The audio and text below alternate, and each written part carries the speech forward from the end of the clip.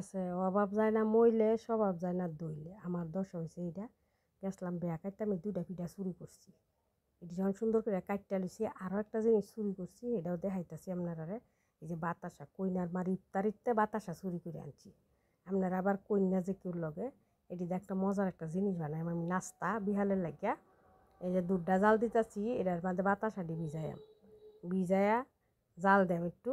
এই যে দিয়ে দিলাম বাতাসাটি, পরে দিয়ে দেব আমি পিঠাটি দিয়ে বেশিক্ষণ বলক দিতাম না, হাড্ডা বলক দিয়াম দেন নামায় সুন্দর করে থুয়ে দেম। এটা থুয়ে দিলে একবারে পিঠাটি ডুবা ডুবা হয়ে থাকবো, একবারে রস পিঠার মতো লাগবো, এত মজা। যারা রস বড়া খাইছুন তারাই একমাত্র কইতে পারবেন যেটা কি মজা। তবে ভবিষ্যতে এই পিঠাটা এখন এইভাবে বানায় খাইবেন।